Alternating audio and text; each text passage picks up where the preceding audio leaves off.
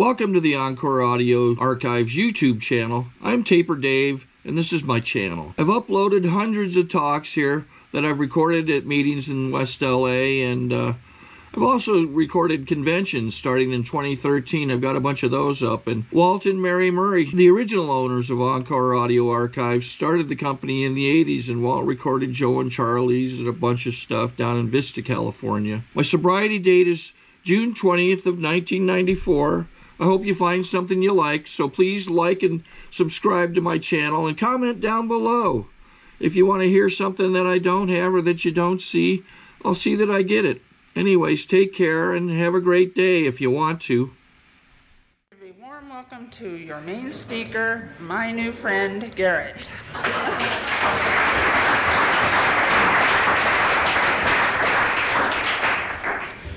Thank you, Linda. My name is Garrett, and I'm an alcoholic. Several people came up to me while I was waiting here, and they sort of came up in a deferential way. And then they said, "You must be the speaker." And they said, "I'm the only stupid ass here with a tie. So I must be the speaker." And I'm going to take, now that I am the speaker, I'm going to take my coat off.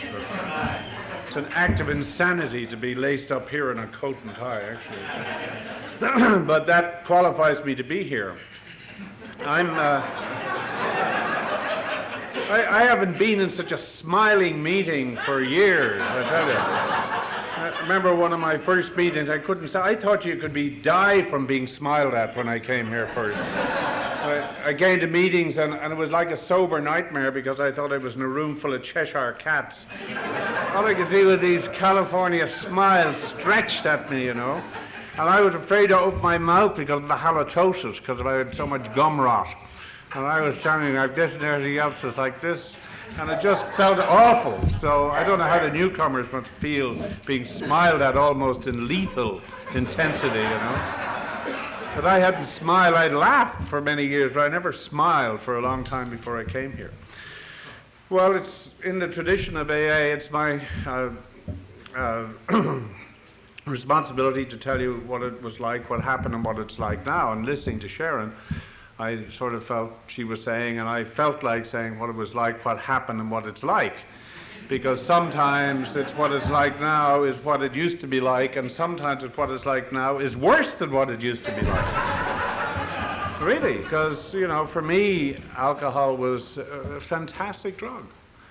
It was a miracle drug. Because it helped me to do things that I couldn't otherwise have done for many years. It got me places where I couldn't have otherwise have been. It certainly got me through education. It helped me to survive my family. It got me from Ireland to America. It did all kinds of things that were wonderfully useful things for me. But eventually it began to get me places where I didn't want to be. When I began to lose control over this wonder drug, then it began to destroy me. And in such a way, you know, again, for the newcomers, what we do here, what you hear is just our experience, strength, and hope, and our own opinions. I just love the chapter that I think David read from chapter 3, you know, more about alcoholism, where it depicts the mental gymnastic mentality, the gymnastic thinking of the alcoholic, about how we did all of the tricks and how we rationalized, how we changed and promised and swore and did all of those things, because that's for me, the core of the alcoholism. The drinking is on top of that, but that's what stays. That doesn't go away when you stop drinking. It didn't go away when I stopped drinking because I had relied upon that kind of elastic thinking to get me from one place to another, from one situation to another, to get me into situations, to get me out of situations for many years. And I still have that elastic kind of thinking. There's somebody here tonight who works with me, and she knows that. I'm very embarrassed, actually, in a sense, to be talking in front of somebody who sees me every day and knows the level of my parent recovery program intimately. And I have to tell her that my behavior at work on a day-to-day basis, it was wonderful a couple of weeks ago. I was up at Barstow speaking, and the only person that knew me was my dog, whom I brought up, and they let dogs into meetings up at Barstow. And People come on horses and park them in the parking lot. It was wonderful. And the only person who knew me was my dog, and he doesn't speak. He's, but it's often funny when there are people who know you because they know, they see you and see what your program is like. But I have to tell you that it's not a statement about the weakness of my program, it is a statement about the strength of my disease, and how strong and long-lasting that is, and how no matter how much program you work on it, you know, it still comes back to defeat you from time to time. But every day sober is a victory for me, because I would long since be dead if I hadn't got sober here. And I was headed for certain death, and many people would have said I had already entered the state of insanity in many ways, and I did. But again, that continues on sometimes for quite a long time after you're sober, and that's why we need the recovery program. That's why I need a recovery program. And see, the damage, I used to say when I came in first to AA that I was a damaged alcoholic. That reminded me that I was and am damaged, and some of the damage doesn't reverse itself. For example, when I stand up here and I try to tell you about my experiences, strength and hope, I will genuinely do that, except I cannot guarantee that the experiences I tell you about are mine. I hope they are. But I have stood up here many times and told about experiences that I thought were mine, but later found out that they weren't, because they actually happened to somebody else, but I thought they ought to have been mine because they fitted in with the kind of character I thought I ought to have had. And so I appropriated these experiences into me and assimilated them, and they became part of me, you know, like a patchwork quilt of people's aspects and elements that I had taken over the years to construct me, the me that I wanted to be. But it was a me of fantasy. But if you say it enough, if you recount the story enough, gradually it becomes so much part of you that eventually it becomes as if it did happen to you. And now there are stories that I know didn't happen to me, and yet I recall them with such vivid clarity that I can't imagine that they happen to anybody else, except I have to go back sometimes to places 25 years ago and ask, did this actually happen? Or what have I done with this situation? So for me it is terribly hard to tell the truth, but then generally the truth doesn't have very much to do with fact anyway, and I doubt if anybody can really tell the truth. We do our best. And all I can do tonight is tell you my current experience, strength, and hope that particularly the newcomers will benefit from that. In our office, we've been spending the last couple of weeks in computer hell. I'm kind of an old guy, and it's all beyond me. And we you know, for every place you have computer, you have an ultimate guy come in. There's always a guy called the ultimate guy who knows everything about computers. Usually they have big glasses and they sit in darkened rooms and do nothing else. They have to be fed, but they know everything about computers. Well, we have the ultimate guy in the office.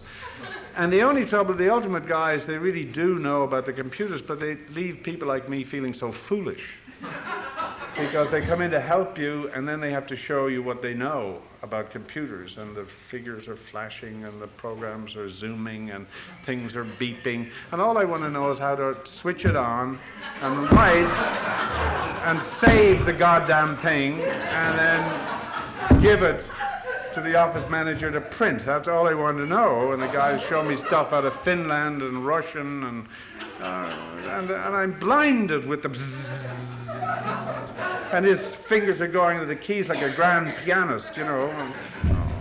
But I did learn something from it. I was just trying to figure out how can I certainly can't make use of this by being better on my computer because I'm totally disorientated. But I found that I can use my eyeballs now as a mouse. And if I go like this, I can run the 12 steps up and down. I can stop it. At the third step, there's a little file of directories now and I can stop it. I practiced on the way over here.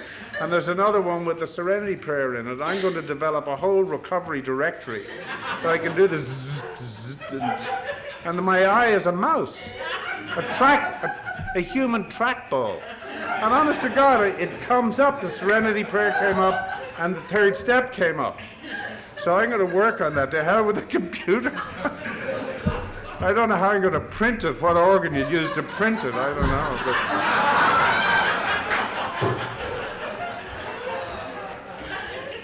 But you see, I need these things. I need recovery. I need to know how to access the 12 steps. Because sometimes it's hard and sometimes I forget.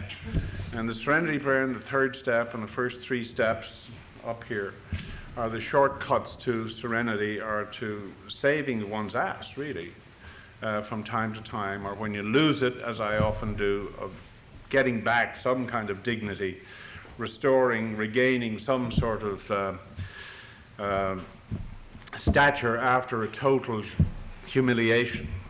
Because humiliation was terribly common for me in my drinking years. I would constantly end up humiliated, ashamed, unable to show my face, unable to look people in the eye, hoping I wouldn't see people, being sort of unable to tolerate the sound of the phone for fear it was somebody I wouldn't want to talk to, because I would feel ashamed in doing so. And there's nothing as bad for me as feeling shame, because I sort of curl up and I have a visceral physical feeling of discomfort when I'm ashamed. And for me, shame and being ashamed and being humiliated was a very strong and vivid part of my experience drinking. I grew up in a drinking family. Everybody seemed to drink. My mother was a chronic alcoholic, and my father was a heavy drinker, probably an alcoholic. And the house was ruled by the unpredictable outbursts, the Vesuvian eruptions of alcoholism, and chronic illnesses of various kinds, and stomachs that erupted and blew up, and heart attacks that occurred unpredictably. And we as children sort of went around, you know, in the usual way, never knowing whether it was our fault or it was something we did or said that had created a heart attack. And we were made to feel responsible for all of this that was going on. And this was the Irish version of a loving family. It really was. There was a lot of attempts at love and a lot of yearning for affection, but nobody ever succeeded in actually making it happen. And so I turned to alcohol at an early age of 12 or 13 because it seemed like the only way to deal with this kind of terrible. It wasn't that I knew anything about the mad situation, because I thought that's just the way life was. It's like asking a fish, you know, what's the water like? The fish would say, what water? Because fishes don't know they're swimming in water. And if somebody asked me, well, what's your family like? I would have said wonderful, because I thought that's the only family I'd ever known. But looking back on it, one sees the genesis of madness there. And I knew the anxiety and the terror that I felt. I know, you know, we talk about terrorism, and certainly in the family and the families that I came from, that I knew that were the roots of terrorism. There was actual terrorism in our family through alcoholism. We were terrorized as children. I was terrorized at school by priests and by masters who attacked and beat me savagely. I don't say that out of self-pity, but out of fact, and that we must speak about these things, and we have a right to a reply, having been terribly abused and savaged as children, both in families and at schools, and by certain kinds of religion and by a whole culture. And the damage, the casualties, are more, it seems to me, more numerous than those who survived it, but the casualties were all able to cover it up with a facade of goodness or function, while inside, so many of us, including me, when I say us, I mean me, are yearning and desperate for some kind of human connection and some affection and some genuine emotional connection with another person. Because so much of our life was spent in the drinking and the imitation of connection that you can achieve with alcohol, the feeling that you get with a person or with a group of being a part of, and yet hungover, isolated afterwards, you sense, I felt how terribly lonely and isolated and unconnected I really was, and the only way I knew how to get connected was to drink again, and that left me even more isolated and unconnected than before. So my drinking, abnormal drinking, started from the very beginning, and it's no coincidence because all the people in my family who drink become alcoholic. There are two of us. I'm in recovery, and I have another brother in recovery, but two other brothers are not, and they will die from alcoholism. My mother died from it, and way back on both sides, alcoholism is in the family. So I sort of accepted it as something that would happen to me. I'd be a this or a that, a priest or a firefighter or a doctor, whatever it would be, but I would be an alcoholic priest or firefighter or a doctor. I sort of knew it, that it would happen. And so as it began to happen, it was no surprise to me that I was becoming alcoholic, because that's what I would be. I had known that beforehand, and I almost sort of tried to get myself into the role of being alcoholic. And so it became important to me to show people that I was able to drink. And that was one of the first deceptions, because it was again important to me, because of where I came from, that I should be a man, and I should be a character, and I should be a tough guy who could survive and put up with suffering and never cry and all of that. And so it became important to me to be a heavy drinker and a hard drinker, a hard man. And it was complicated because I couldn't really drink very much. And so I learned, long before it was popular, I learned how to vomit. I was an expert, a voluntary bulimic, long before it ever became a disease. Because vomiting was what gave me my reputation for being an incredibly hard drinker, when in fact I couldn't really drink very much at all. But I'd drink 4 or 5 pints in public, so as everyone could count it, go out to the toilet, vomit, and come back and drink another 4 or 5. And people used to say, that little guy can drink 20 pints of beer a night. Well, I really couldn't. I was only actually drinking 4 or 5, but I could create the illusion of drinking 20. Well, I became such an expert vomiter that I could be talking to you, and I could literally there's a friend of mine who remembers having a conversation with me at dinner in Amherst, Massachusetts one night, during which I was in the middle of a sentence and didn't want to interrupt the sentence because I thought I was saying something important, which I always did. And I gave an eruption, and I vomited into the napkin without breaking the word, held the napkin out, the waiter came and took it, and it was the smoothest operation that anybody's ever seen. And so I became a secret vomiter, and so that's just one way of describing how I was. I was a complete fraud in every way. And even the good things I did became tainted with my sense of fraud, and the sense that I was no good, and the sense that I was a sort of a person who was destined to failure.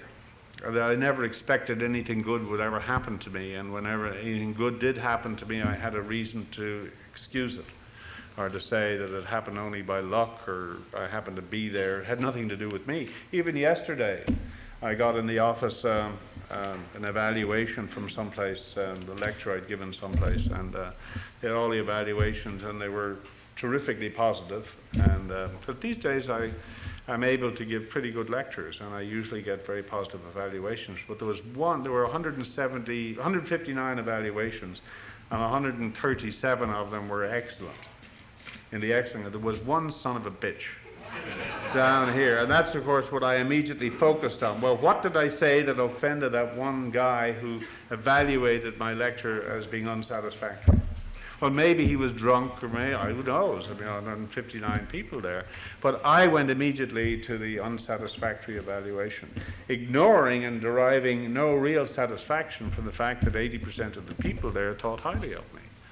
And that's my disease. That's the way that my alcoholism makes it impossible for me, or difficult for me, to use the resources that are available to me. I ought to be able to feel very good about that.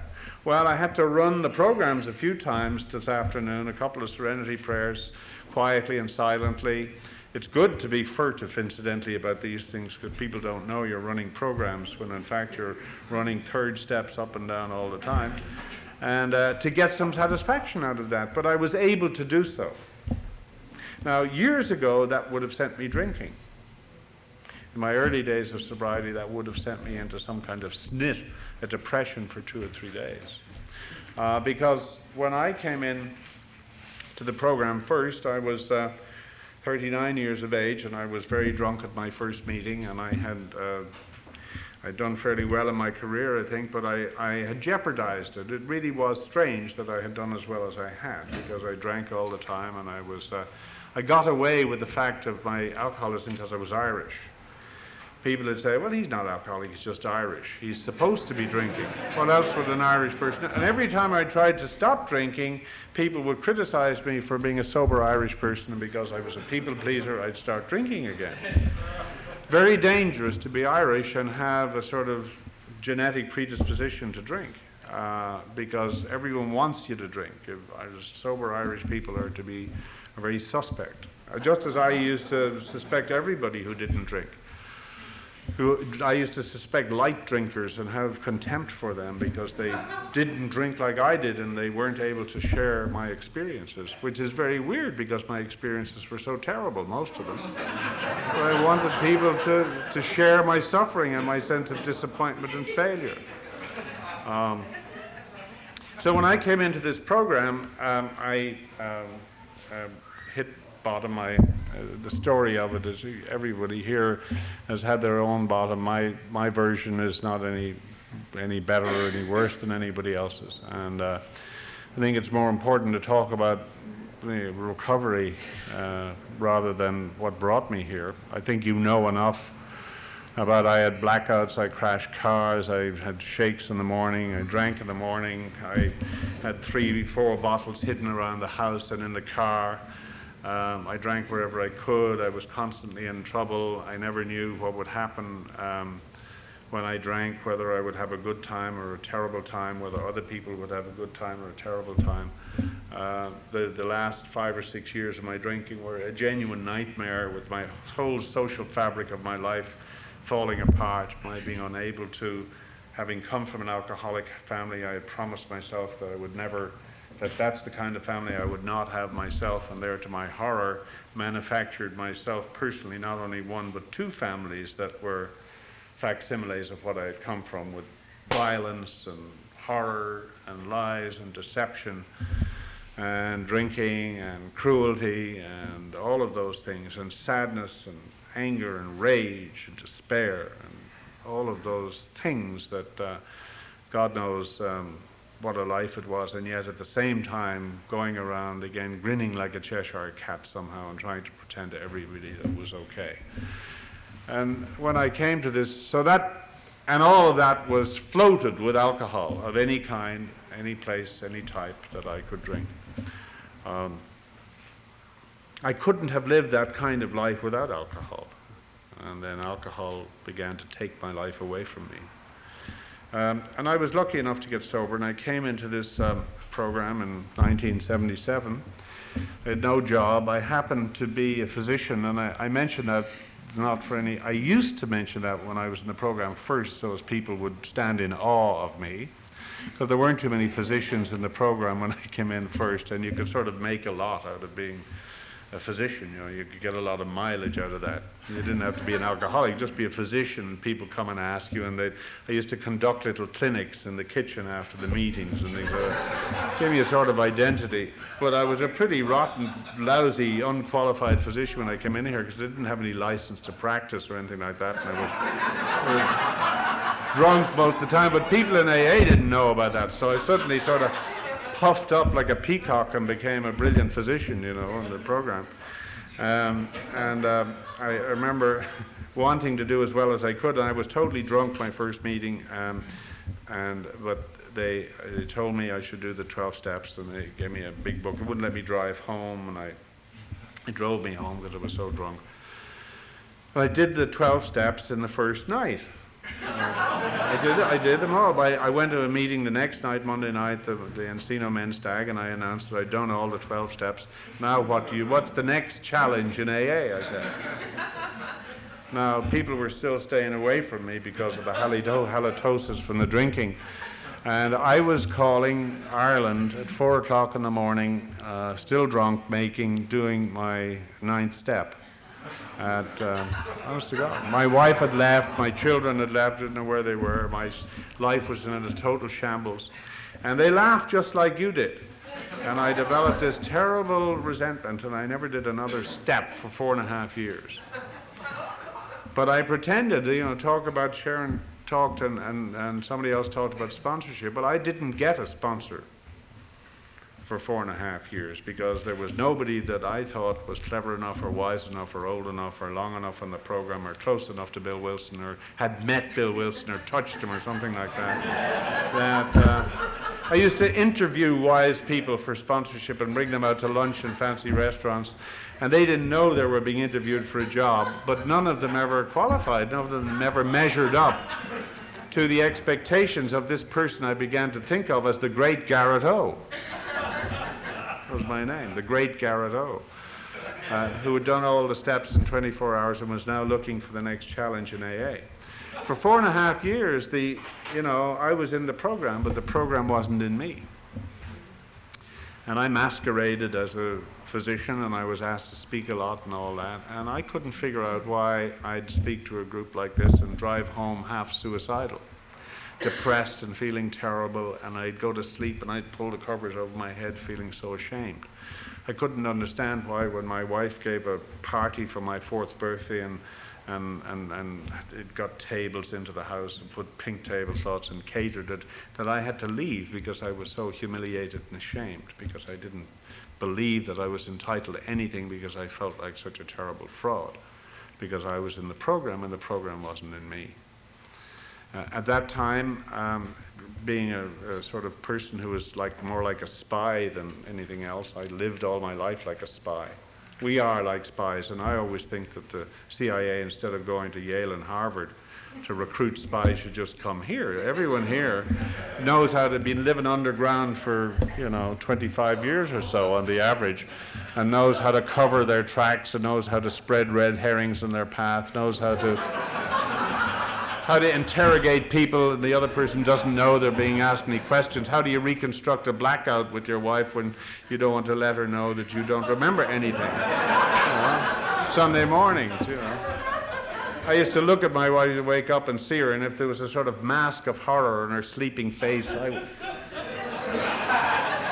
just leave, because the horror from the night before would be frozen in sleep on her face. But then you say, well, what wonderful evening last night. And then you wait until you hear what the response is, If cups are thrown, it wasn't such a wonderful evening. But there are skills that you develop as an alcoholic that I think ought to form resources. We know about covert operations, and I think the CIA should simply use us as their major resource for covert operations, because we're already trained. They just have to bring us to Langley, give us 3 weeks education in how to get around the geography of the country we're going to be sent to in a phrase book and send us out. We know it all. And we know the terrible loneliness and the terrible fear of the spy, that no matter how well trained they are, they're always afraid of being caught and exposed for the people they really are. See, spies know about identities, and I think I certainly as an alcoholic can still do.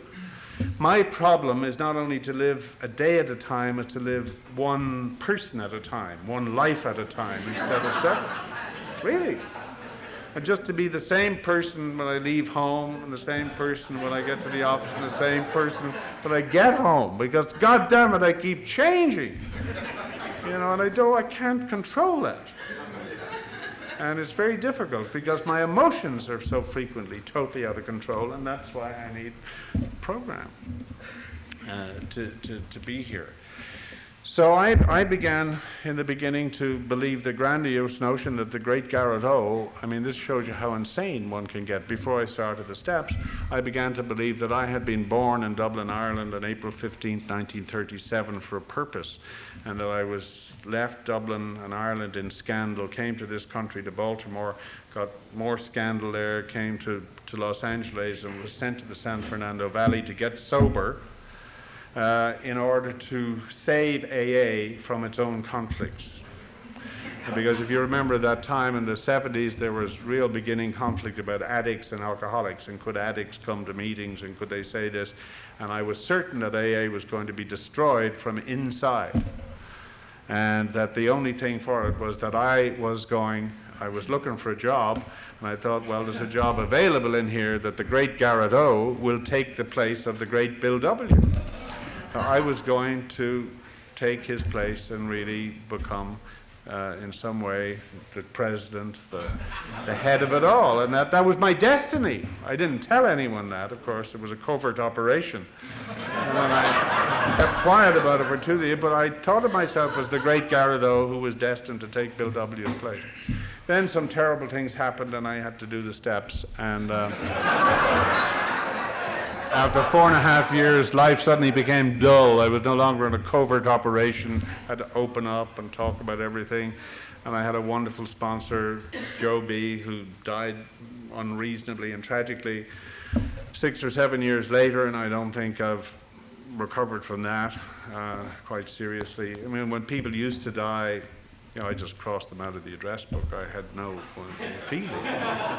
You know, when dogs used to die, I'd go into transportations of mourning like somebody out of the Middle East, you know. But when people died, I just went on until my sponsor died, and he was the first person I really mourned. And then my daughter-in-law died 2.5 years ago. She blew her head off with a shotgun, and she was an untreated heroin addict. And I've mourned her. I didn't mourn my mother when she died 23 years ago because I was drinking at the time. So I'm learning to mourn. I'm learning to have feelings. And the only avenue, the only path to me for that was the 12 steps. I'd been in psychoanalysis. I'm a psychiatrist who for many years knew far less about feelings than any of my patients. And you can imagine what kind of a fraudulent feeling that would give you to be a psychiatrist who had no experience of feelings except alcoholic ones. That's not the case anymore. I continue to be a psychiatrist, and I continue now to know something about feelings because of my work in the 12 steps, and because of my work with my sponsor, and because of the exercises in humility that I try to do. I still yearn for connection and affection and the things that I didn't have, but I've got that much more now than I ever had before. And I really find that the simple exercise of the 12 steps, as best I can do them, the way I got sober and the way I did the 12 steps is not to be imitated. I wouldn't advise anybody to do what I did, because I feel very grateful that I survived the first years of my sobriety, skating on the very thin ice created by the great Garrett. It wasn't a terribly secure footing to be on, I can tell you, because that's where, but when I put the 12 steps beneath me and put them in front of me and was able to learn how to use them, things changed. That's all I can say. And I'm terribly grateful for that, because for me, the joys of sobriety are that I can use the gifts that I've been given, that I've no responsibility for. They're there, they came with me. Like you get by a computer, it comes with software. Well, I was born and I came with certain software.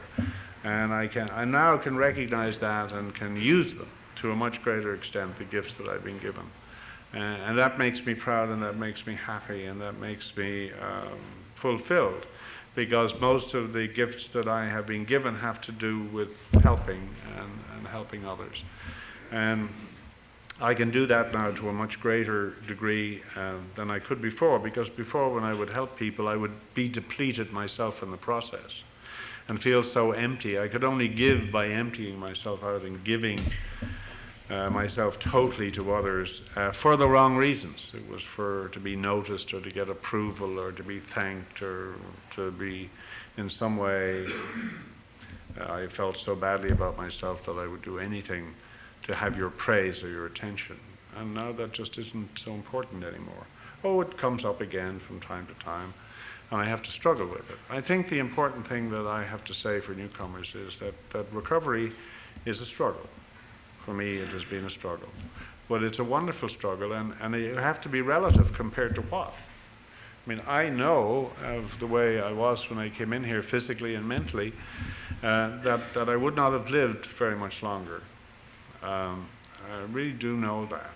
And the fact is, I have lived quite a long time now, 16 years, odd and a half. And will live a lot longer, I think, because of my sobriety and because of the steps. So they really are life-saving and life-preserving and life-extending. And the trouble was that for some time, when I did open up a new life for myself, I wasn't fit or competent enough to enter into it because I didn't have the training. Sobriety is such a shock that most people never recover from it. And they go back to drinking. Because bad as it is, at least it's familiar. After all, if you come in here, as I came in here, drunk, hopeless, out of work, everything else, full of failure, that was a familiar state to me because I'd been in that state for many years. So I knew how to deal with failure, I knew how to deal with crises.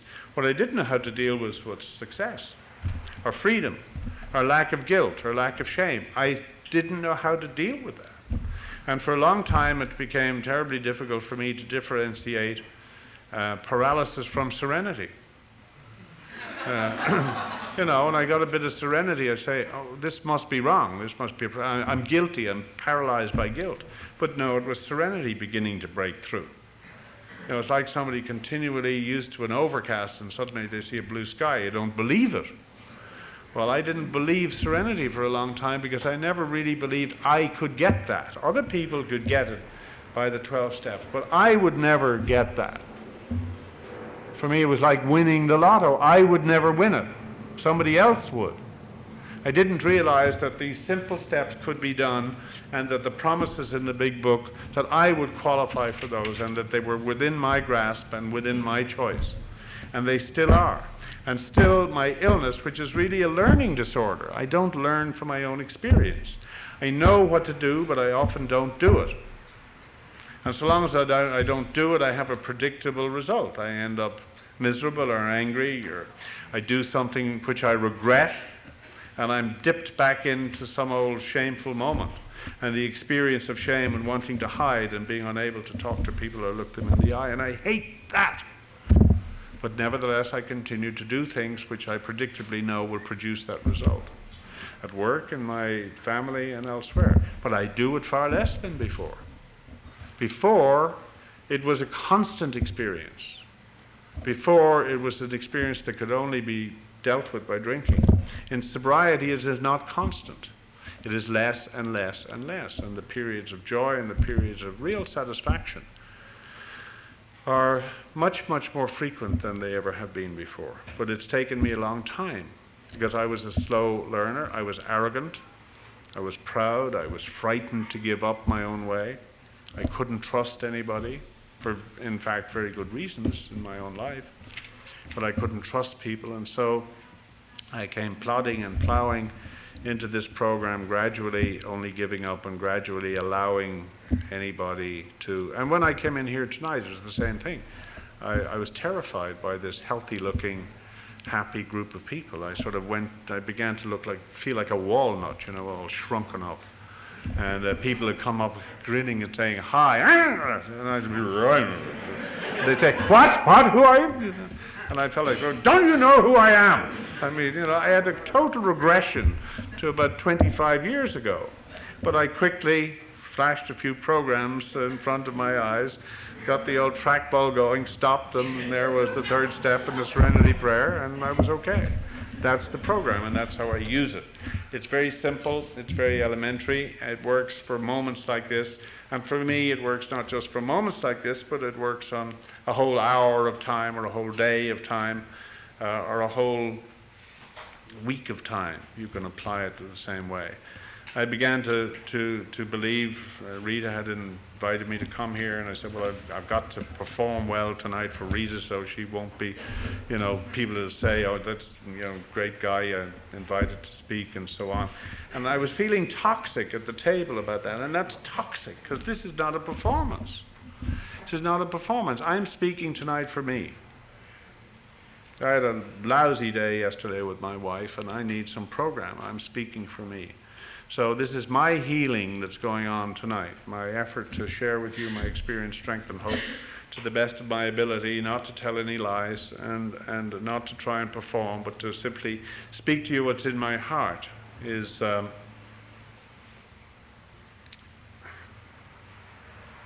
my program.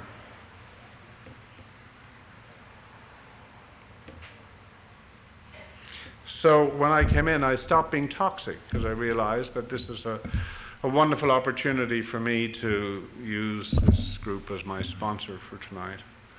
That I can share with you things, and I can feel things here at this podium that I can't feel in the intimacy of my own kitchen or elsewhere. I can experience things here that I can't experience anywhere else alone or with other people, and for that I'm deeply grateful, and that's the magic of the program. And for the newcomers, I stayed around, other people have stayed around. Just hang in. It is an act of faith in the beginning, because sometimes it, for me, didn't seem as if it was worth it, but I just didn't know what else to do, and I kept on coming back, and I chose some personalities over principles. I couldn't understand the principles first, so I found the principal personalities, and I hung on to them. And I came back because I wanted to please them, and that was a damn good thing to do. So don't surrender all your character defects too quickly. You may need them to deal with the insanity that emerges in sobriety. It really does. So, but it's a wonderful journey, a wonderful voyage, and join us, the newcomers, and congratulations to the man who got 9 months, and what a moving thing to see a whole family of recovering people. And it's true for me. My whole family, my wife now has 10 years of sobriety, and my 2 sons, one has 8 and the other has 7, and our poor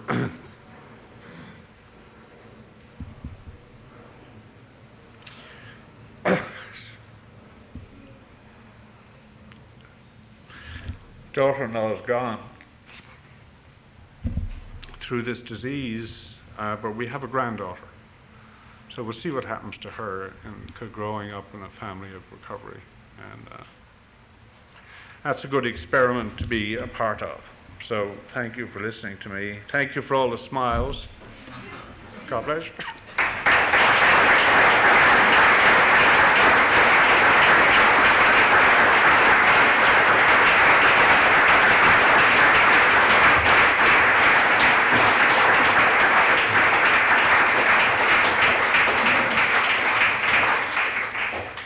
Sorry to interrupt your viewing. Taper Dave here. Just wanted to take a second to ask you to like and subscribe to my channel. Let me know if you like what you're listening. I've got some very good talks here, and this one's a great one. Just curious, do you think this is better than Zoom? Tell me what you think. Okay, this is how I prepare my drone for launching. I like to do it inside the cab of my truck so I'm not standing outside in the weather. To install the joysticks for control, up and down, right and left, powered on. I have an Android phone that I use to connect it to the drone with. And it's actually controlled through the iPhone, through an app. Oops, wrong way. It's actually controlled through the iPhone, or through this Android phone, through the app. It's actually controlled through the Android phone, through an app, and you connect it through this short connection right here.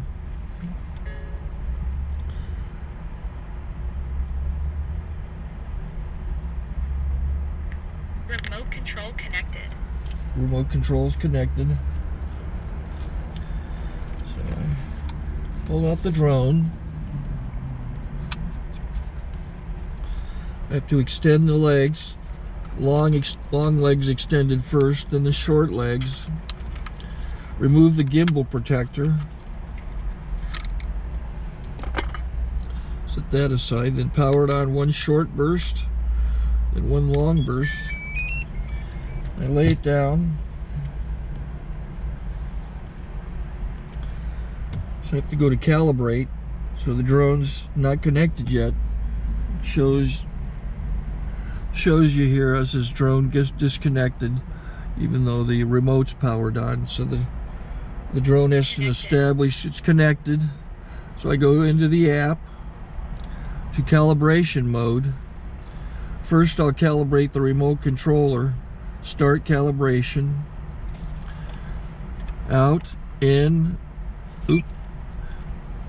out, in, up, down, and then this little wheel is to control the gimbal. So it's calibrated. Go to gimbal calibration, start calibration, and then it calibrates the gimbal. I don't know if that shows up. The gimbal's moving all over the place. Changes, you can see it on the video. And I'm calibrated to take off. It's acquired 7 satellites at the moment. There are 26 satellites up in the sky, which it has to acquire before you can take off. So it's connected. It's got enough satellites. This is white. I can go to press this little arrow button, swipe right to take off, and it would start the motors if I slid this to the right. But I'll wait till I get outside. Don't want to do it inside.